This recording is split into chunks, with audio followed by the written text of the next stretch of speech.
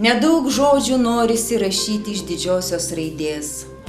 Motina, tėvynė ir mokytojas. Vaikystės prisiminimuose neištrinamai gyvena pirmųjų mokytojų parodytos raidės.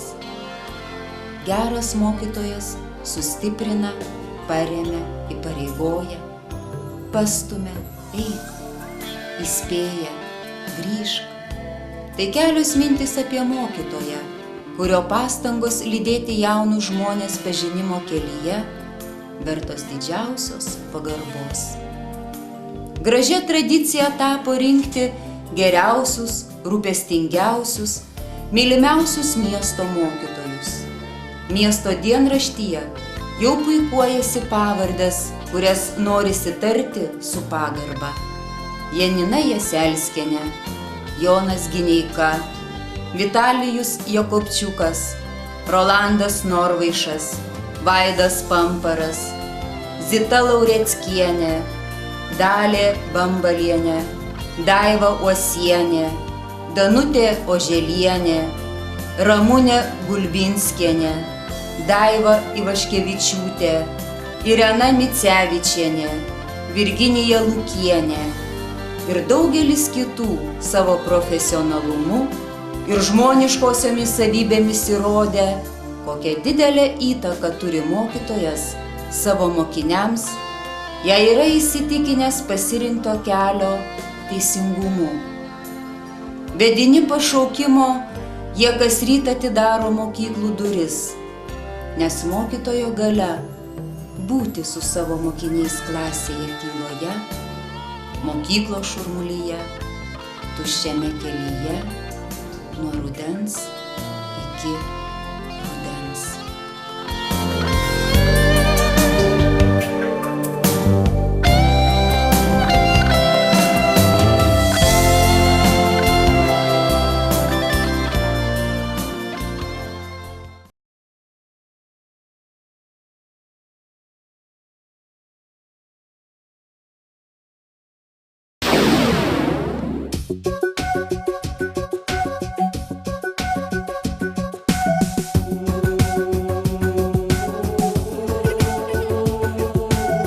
Jau niekas net neabejoja bemaž sakralinė mintimi. Ką vaikas gauna vaikystėje, tas lieka visam gyvenimui.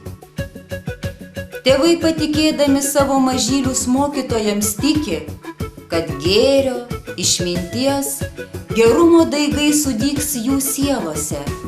Jei trapiame vaikystės pasaulyje šalia bus profesionalūs ir kūrybingi iki mokyklinių įstaigų pedagogai. Mažųjų įgūdžiai, formuojami aktyvioje veikloje, padės tvirtus pamatus visam gyvenimui. Todėl daug auklėtojų su savo ugdytiniais dalyvauja projektuose Zipio draugai, sveikatos želmenėliai, gera pradžia, gintaro puokštė, protėvių takais. Įsijungta ir į tarptautinius Sokratės Komenijus projektus. Vertinant įsimintinų Lietuvai metų veiklą, pačių gražiausių padėkos žodžių nusipelno Alinos Vitkalovos, Almos Rumšienės, Dagnos Volkovaitės, Irenos Balčiūnienės, Astos Levanienės, Nijolės Butienės darbai. Verdami dainų ir šokių vėrinėlius, atidarydami vaidinimų kraiteles, sekdami lietuviškas pasakas, laimingi mažieji klaipėdiečiai, nes savo pradžių pradžioj sutiko pačius nuostabiausius patarėjus, visa širdimi atsidavusius žmonės.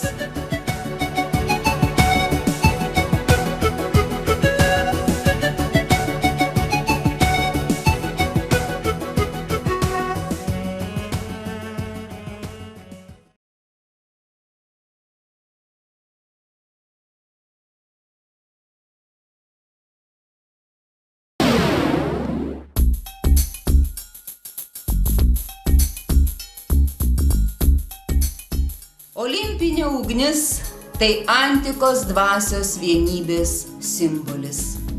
šventoji liepsna įžiebta Dzeuso giraitėje, išliko sportinių olimpinių žaidynių simbolis iki šių dienų.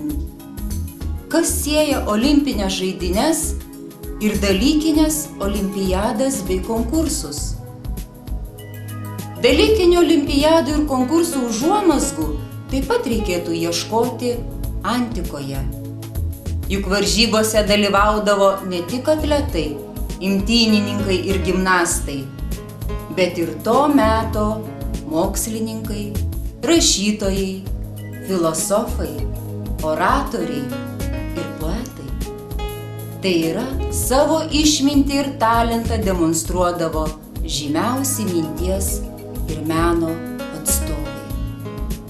Tradiciškai vykdomos Lietuvoje dalykinės olimpiados ir konkursai savotiškos protų varžybos.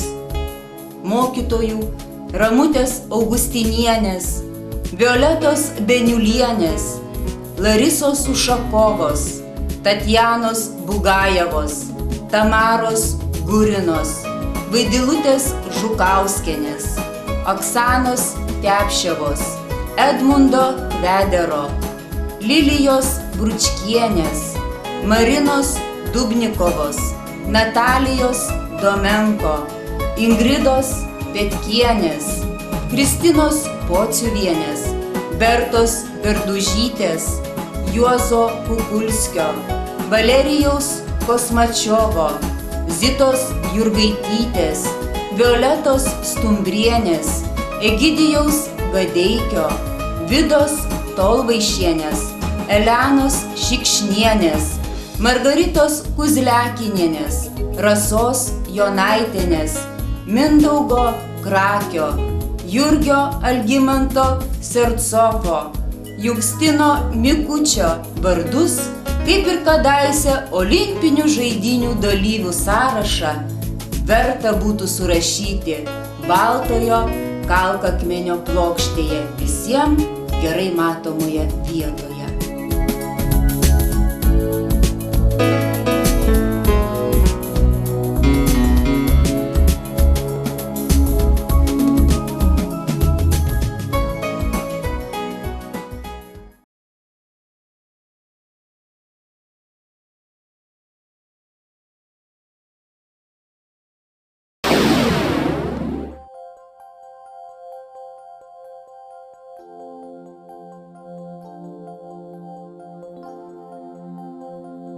Šie metai tai Lietuvos vardo paminėjimo 1000-mečio metai. Skirtingai vertinama ši istorinė data. Visai tautai reikšminga tai, kad 1000 metų istorijos vingiuose šis vardas neišnyko, kaip ir atsitikę su daugeliu valstybių. Lietuvos vardo išsaugojimo nuopelnas tenka šviesuoliams, o ypač mokytojams, kurie pagarbą ir meilę savo kraštui sugebėjo perduoti iš kartos į kartą. Lietuvos vardas niekada taip neskambėtų, jei nebūtų mokytojų, kurių minčių ir darbų proveržis pralenkia laiką. Klaipėdos mokyklose dirba daug mokytojų, kurie ne tik perduoda savo dalyko žinias, bet ir formuoja vaikų aktyvią gyvenimišką poziciją, ugdo bendravimo ir bendradarbiavimo kultūrą, toleranciją ir kitus socialinius įgūdžius. Klaipėdoje sulaukia palaikymo respublikinis projektas Drąsinkime ateitį, kuriame dalyvauja 16 miesto mokyklų.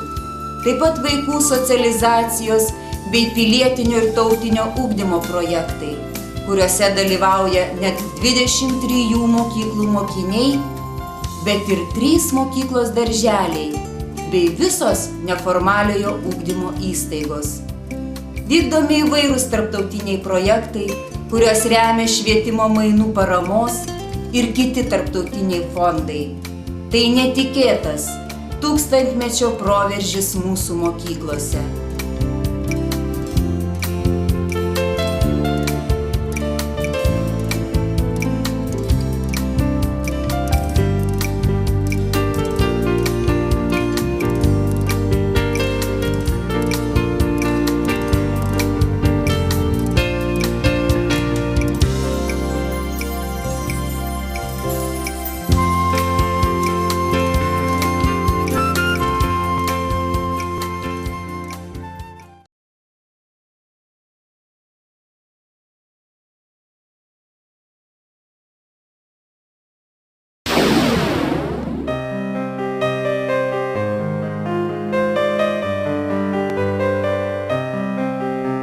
Išlydėdamas abiturientus į savarankišką kelią, miesto meras kasmet jiems linki garsinti gimtąjį miestą žiniomis ir darbais.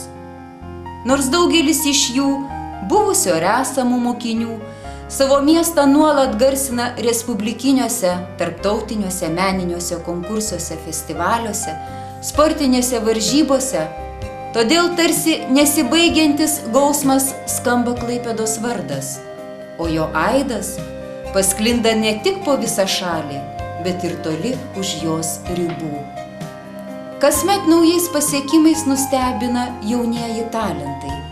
Lietuvos televizijos vaikų ir moksleivių konkurse Dainų dainelė laureatais tapo net 8 mūsų miesto mokiniai, kuriuos paruošė talentingi mokytojai Ingrida Bertulienė, Erlanda Tverijonienė, Regina Vidžigalskienė. Švietimo įstaigos organizavo tarptautinius šiuolaikinio šokio festivalius Saulutė ir Ratelį, teatrų festivalį Mokyklinis teatras, miesto mokyklinių teatrų nominacijų vakarą Ovacija, tarptautinį vaikų ir jaunimo teatrų festivalį Nuo grimo iki kaukės. Sėkmingai pasirodyta respublikiniuose ir tarptautiniuose konkursuose.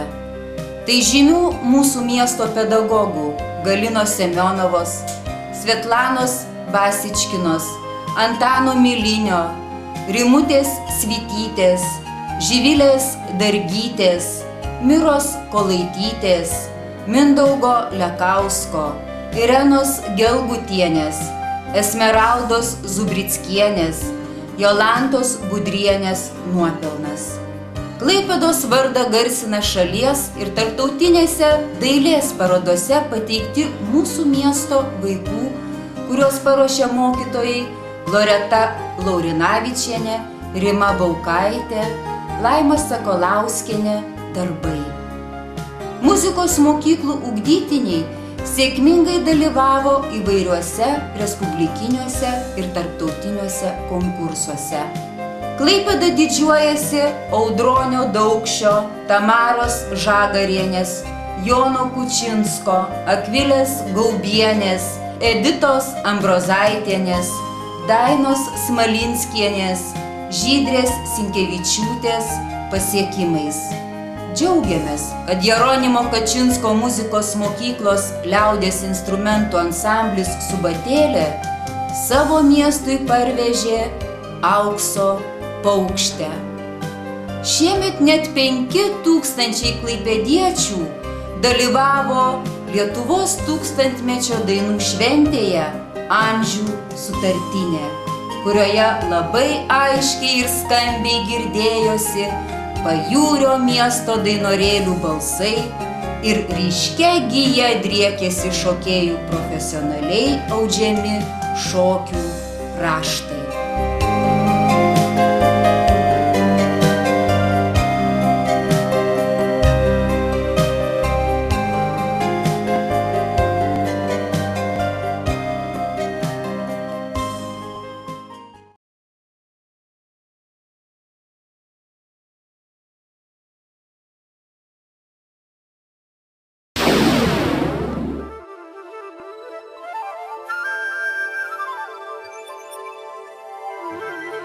Jeigu susirinktų daug talentingų muzikantų, orkestras vis tiek negrotų be dirigento. Jeigu susiburtų nuostabių aktorių, spektaklis negimtų be režisieriaus. Jeigu laive būtų sutelkta patyrusi įgula, vis tiek laivas neplauktų be kapitono. Švietimo įstaigos vadovui sudėtinga diriguoti savo kolektyvui, nes kiekvienas mokytojas pamokoje groja iš savo natų. Režisuoti mokyklinio gyvenimo spektaklį reikia didelio talento, nes kiekvienas pedagogas yra pagrindinis aktorius, kuris turi savo sceną, klasę ir savo žiūrovą, vaikus. Ir laivą vesti reikiamą kryptimi net su profesionalia įgula yra nepaprasta užduotis. nes kryptį dažnai bando keisti įstatymai ir įsakymai. Bangas kelia įvairios reformos, sparti mokslo ir žinių kaita. Laivą dažnai vienoje ar kitoje vietoje skandina kiauras įstaigos biudžetas. Geras vadovas tas, kuriuo tiki kiti, kuris sugeba sukurti komandą ir žengia koja kojon su besikeičiančiu pasauliu. Mokyklos šviesa galima būtų pavadinti Valerijų Kuzliakiną, Audrių Kurlavičių, Ligiją Virkšienę, Dalią Višniauskienę, Iriną Fiodorovą, Valią Norkuvienę, Gražiną Pocienę, Julytę Baltrušaitienę. Būti mokyklos šviesa tai nereiškia būti pranašesniu už kitus pedagogus. Tai mokėjimas rasti išeitį, stebėti, analizuoti ir įkvėpti tuos, kurie pavargsta, nusivilia.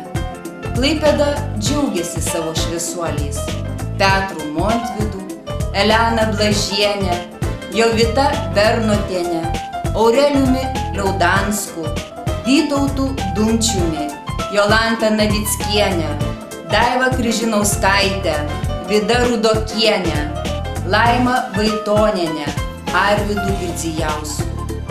Reikia būti tvirtam, kad sugebėtum nepalūžti, nepasiduoti emocijoms, dvasios susmulkėjimui, nes tik šviesus žmogus sugeba sutelkti kitus kilniam darbui ir pagrindiniam tikslui – asmenybės atskleidimui ir jos ugdymui. Verti nuoširdžiausių padėkos žodžių Jevgenija Zankina, Vytautas Krutulis, Aleksas Bagdonavičius, Regina Dimienė, Nijolė Grubliauskienė, Tatjana Sokolova, Polina Šišorkina, Audronė Šiliauskienė, Regina Sindarienė, Liudmila Danilevičienė, Irena Dulkytė, Valentina Savina, Svetlana Jevko. Džiaugiamės visų vadovų sugebėjimu dirbti profesionaliai ir vesti Klaipėdos švietimą vingiuotų kaitos keliu.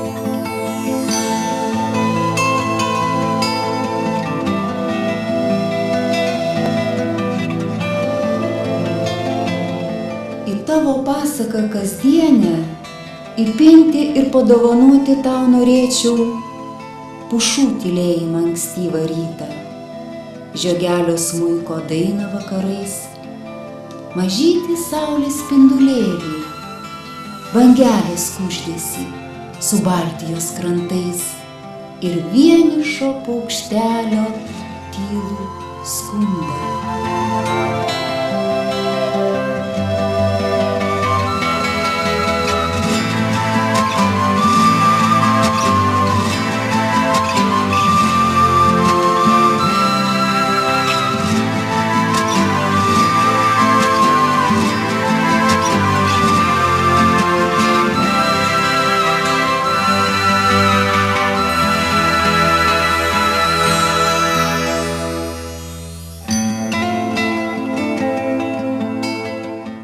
Tavoji meilė tai šviesa, tai vyturio giesmė, tai neišsenkanti kantrybės ir pasiaukojimo versmė. Jauti tu ją, saulėtekį, saulėlydį ir šokio šlamesį.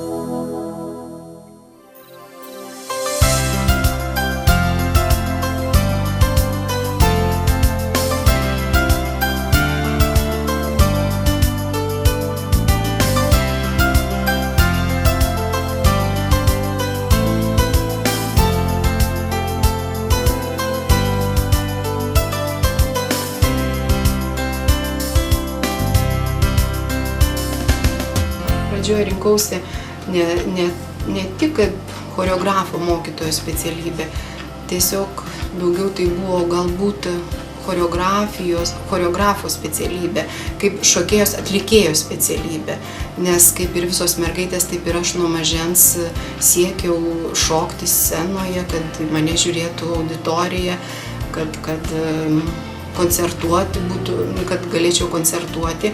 Ir tiesiog likimas galbūt suvedė su šokių mokytoja Nijolė Puzonienė, kuri man įskiepijo didelę meilę šokiui.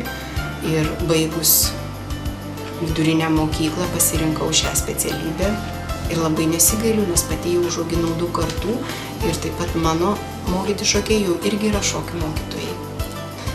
Dar studijuodama Klaipėdos universitete choreografo specialybę, tiesiog labai domėjausi vaikais, kurie turi ar judėjimo negalią.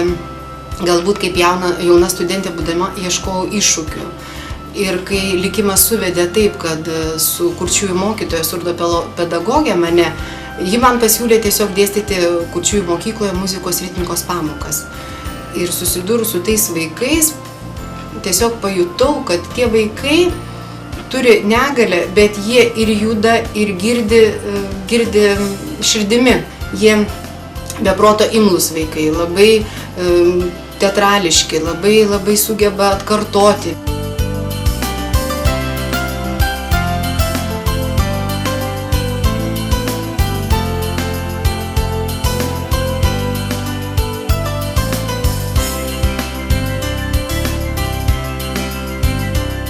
Malonu man dirbti su šitais vaikais. Ir aš manau, kai jie dalyvauja kokiam koncerte, kai mes rodom judesio su teatriniais elementais spektaklį, šitie vaikai pasijunta tikrais vaikais, nes jiem ploja visa auditorija, ploja jų tėveliai, ploja draugai, kurie šokius mes rodome ir į šokius tai yra įvedame įvairius gestus, teatrinius elementus. Tiesiog jie jaučiasi vaikais, lygiaverčiais vaikais su tais vaikais, kurie turi klausą.